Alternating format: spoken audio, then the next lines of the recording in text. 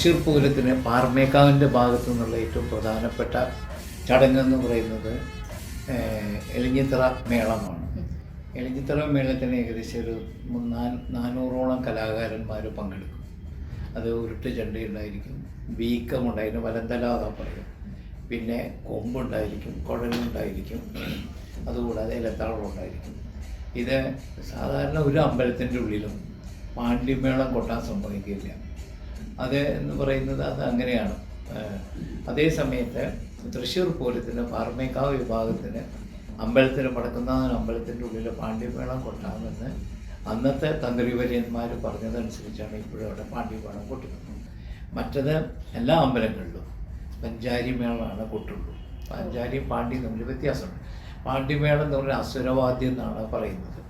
അതുകൊണ്ട് ദേവീദേവന്മാർക്ക് അങ്ങനെയുള്ളൊരു വാദ്യം ആരും കൊട്ടി അത് പുറത്തുള്ള സ്ഥലങ്ങളിലാണ് പാണ്ഡിമേളം കൊട്ട്. ഇപ്പം ഈ അമ്പലത്തിലായാലും പുറത്ത് അമ്പലത്തിൻ്റെ മതിലിന് പുറത്ത് പാണ്ഡിമേളം കൊട്ടും, മതിൽക്കകത്ത് നമ്മൾ പഞ്ചാരി അമ്പലത്തിൻ്റെ ഉള്ളിൽ കൊട്ടാൻ അവകാശമുള്ള ഒരേ ഒരു സ്ഥലം വടക്കുന്നാഥ ക്ഷേത്രമാണ്. അത് എലിഞ്ഞിമരത്തിൻ്റെ ചുവട്ടിലാണ്. അത് പാറമേക്കാവുകാരാണ് കൊട്ടുന്നത്. അതൊന്ന്. പിന്നെ പാറമേക്കാവിന് വേറൊരു പ്രത്യേകത എന്ന് പറയാൻ കേരളത്തിലുള്ള അനേകം ഭഗവതി ക്ഷേത്രങ്ങളുണ്ട്. എന്നാൽ പൂരവും വേലയും ഉത്സവവും നടക്കുന്ന അപൂർവം ചില അമ്പലങ്ങളിൽ ഒന്നാണ് പാറമേക്കാവ്. വിരലിൽ എണ്ണാവുന്ന അമ്പലങ്ങളുണ്ട്. ഒന്നുകിൽ അവിടെ ഉത്സവം ഉണ്ടാവും, മറ്റത് രണ്ടും ഉണ്ടാവില്ല. ഒന്നുകിൽ അവിടെ പൂരം ഉണ്ടാവും, ഉത്സവം ഉണ്ടാവും, മറ്റതും ഉണ്ടാവില്ല. ഇത് 3 വേലയും പൂരവും ഉത്സവവും നടക്കുന്ന ഏക അമ്പലം എന്ന് പറയുന്നത് എൻ്റെ അറിവിൽ ഉള്ള ഒരു അമ്പലമാണ് ഇത്. മറ്റുള്ള ഏതെല്ലാം അമ്പലങ്ങൾ കേരളത്തിലുണ്ട് എന്നുള്ള കാര്യം എനിക്ക് കൂടുതലായിട്ട് അറിയില്ല എന്നാണ് എൻ്റെ അറിവ്. പിന്നെ എലിഞ്ഞിത്തറ മേളമാണ്. അത് ഇവിടുന്ന് രാവിലെ ഉച്ച സമയത്ത് ഒരു 12 മണിയോടുകൂടി അമ്പലത്തിലൊരു ചടങ്ങുണ്ട്. അതിന് പാണി കൊട്ടുക എന്നാണ് പറയുന്നത്. അതായത് ഈ എലിഞ്ഞിത്തറ മേളത്തിന് പോകുന്നതിന് മുന്നേ പാണി കൊട്ടിയിട്ട് അതിന് ഭഗവതിയുടെ പെർമിഷൻ ചോദിക്കും.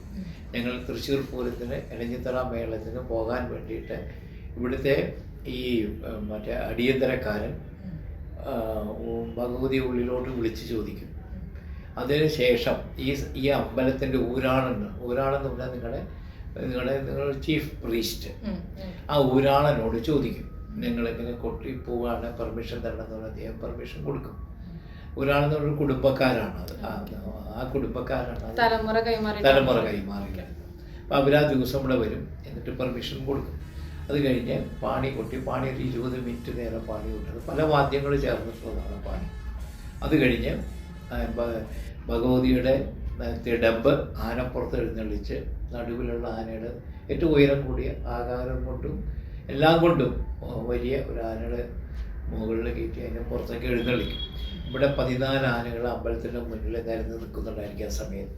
അങ്ങനെ ഈ ആനയടക്കം 15 ആനകൾ അമ്പലത്തിൻ്റെ മുന്നിൽ നിരന്ന് നിൽക്കുന്നുണ്ടായിരിക്കും. അമ്പലത്തിൻ്റെ മുന്നിൽ നിരന്ന് നിന്ന് അത് ഏകദേശം ഒരു 12:30 മണിയാവും. അത് കഴിഞ്ഞ് ഒരു 2 മണി 1:45-2 മണി വരെ ഇവിടെ ചെമ്പട എന്ന് പറയുന്ന ഒരു വാദ്യമുണ്ട്. അപ്പോൾ ആ വാദ്യം കൊട്ടി അത് കലാശിച്ച് പിന്നെ പാണ്ഡിമേളത്തിലേക്ക് കടക്കും. അതിവിടെ കലാശിക്കും. അത് കഴിഞ്ഞിട്ടാണ് ഇവിടുന്ന് കിഴക്കേ ഗോപുരം വഴി എലിഞ്ഞി മരത്തിൻ്റെ ചുവട്ടിൽ ഇത്രയും ആർട്ടിസ്റ്റുമാർ നിന്ന് ഈ എലിഞ്ഞിത്തറ മേളം കൊട്ടുന്നത്. ഇവിടെ എന്താണെന്ന് വെച്ചാൽ അന്ന് വൈകുന്നേരം കുടമാറ്റത്തിന് എത്ര കുടകൾ നമ്മൾ അവിടെ മാറുന്നുണ്ടോ അത് മുഴുവൻ ഭഗവതിയുടെ മുന്നിൽ മാറിയിട്ടേ അങ്ങോട്ട് പോകും. ആദ്യം ഭഗവതി ഇവിടെ ഏകദേശം 900 കുട, ഒരു 60 സെറ്റ് കുടയുണ്ടാവും. ഒരു സെറ്റ് എന്ന് പറഞ്ഞാൽ 15 എണ്ണമാണ്. അങ്ങനെ ഏകദേശം 900 കുടകൾ ഇവിടെ വെച്ച് മാറും. ഈ 12:30 മണി മുതൽ 2 മണി വരെയുള്ള സമയത്ത് ഇവിടെ വെച്ച് മാറും. അത് മാറിക്കഴിഞ്ഞിട്ടാണ് അങ്ങോട്ട് പോവുകയുള്ളൂ. എന്നിട്ട് എലിഞ്ഞിത്തറ മേളം 5 മണിയോടുകൂടി തീരും. 2:30 മണി മുതൽ 5 മണി 2.5 മണിക്കൂർ നേരം കൊട്ടി തീർന്നു കഴിഞ്ഞാൽ തെക്കേ ഗോപുരം വഴി ഇതിന് താഴോട്ട് ഇറങ്ങും കുടമാറ്റത്തിന് വേണ്ടി. തെക്കേ ഗോപുരം അപ്പോൾ സമയം ഏകദേശം ഒരു 5 മണി ആയി കാണും. അതിന് താഴോട്ട് ഇറങ്ങി ഒരു 8 ആനകൾ പ്രദക്ഷിണ വഴിയിൽ വടക്കോട്ട് അഭിമുഖമായിട്ട് നിൽക്കും. ബാക്കിയുള്ള 7 ആനകൾ അവിടെ ഒരു മുനിസിപ്പൽ ഓഫീസിൻ്റെ മുന്നിൽ ഒരു മഹാരാജാവുണ്ട്. അദ്ദേഹത്തിനെ വലം വെച്ച് തിരിച്ച് ഈ 15 ആനകളെ സ്വരാജ് റൗണ്ടിൽ ബാറ്റയുടെ പരിസരത്ത് നിൽക്കും. അപ്പോൾ തിരുവമ്പാടിക്കാർ അവർ മഠത്തിൽ വരവ് എന്ന് പറയുന്ന ലോക പ്രശസ്തി ആർജിച്ച ഒരു പഞ്ചവാദ്യമുണ്ട്. ആ പഞ്ചവാദ്യം കഴിഞ്ഞ് അവരെ മടക്കുന്ന അതിൻ്റെ തെക്കേ ഗോപുരം കഴിഞ്ഞ് പാർമേക്കാവിനെ അഭിമുഖമായിട്ട് അവർ തെക്കോട്ട് ഫേസ് ചെയ്ത് നിൽക്കും. എന്നിട്ട് അപ്പം സമയം ഏകദേശം 5:45 മണിയേക്കാണ്. അതുമുതൽ ഒരു 7:30 മണി വരെ ഏറ്റവും പ്രശസ്തമായിട്ടുള്ള കുടമാറ്റമാണ്.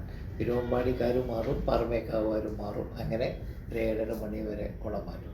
അതാണ് വേറെ തൃശ്ശൂർ പൂരത്തിൻ്റെ ഒരു പകിട്ടുള്ള ഒരു കാര്യം.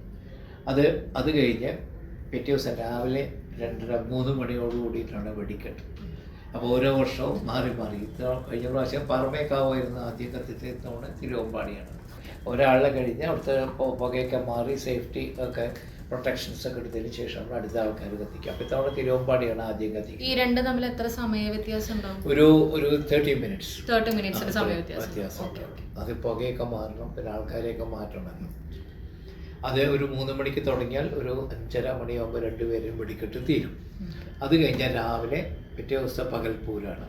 ഈ പകൽപ്പൂരത്തിന് രാവിലെ ഒരു 8 മണിയോടുകൂടി 7:30 മണിയോടുകൂടി പകൽപ്പൂരം ആരംഭിച്ച് 11:30 വടക്കുന്നാഥൻ്റെ അമ്പലത്തിൻ്റെ മുന്നിലാണ്. 11:30 മണിയോടുകൂടി പകൽപ്പൂരം അവസാനിക്കും. അതേപോലെ തിരുവമ്പാടിയുടെയും പകൽപ്പൂരം അവരുടെ 12 മണിയോടുകൂടി അവസാനിക്കും. എന്നിട്ട് 2 പൂരത്തിൻ്റെയും 2 ദേവസ്വങ്ങളുടെയും തിടമ്പേറ്റിയ ആനകൾ, അത് ഏറ്റവും വലിയ ആനകൾ, അത് രണ്ടും വടക്കുന്നാഥൻ അമ്പലത്തിൻ്റെ ശ്രീമൂലസ്ഥാനത്ത് പാർമേക്കാവും തിരുവമ്പാടി 2 ആനകളും അങ്ങോട്ടും ഇങ്ങോട്ടും ഫേസ് ചെയ്ത് നിൽക്കും. എന്നിട്ട് 2 ആനകളും തുമ്പി ഉയർത്തി. അപ്പോൾ പാർമേക്കാവിൻ്റെ പ്രസിഡൻറ്റും തിരുവമ്പാടിയുടെ പ്രസിഡൻറ്റും നല്ല ശബ്ദത്തിലൂടെ അടുത്ത വർഷം ഇന്ന ദിവസമാണ് തൃശ്ശൂർ പൂരം, ആ പൂരത്തിന് നമുക്ക് വീണ്ടും കാണാമെന്ന് പറഞ്ഞ് ഉപചാരം ചൊല്ലി നമ്മൾ അവിടുന്ന് ഇങ്ങോട്ട് പോരും.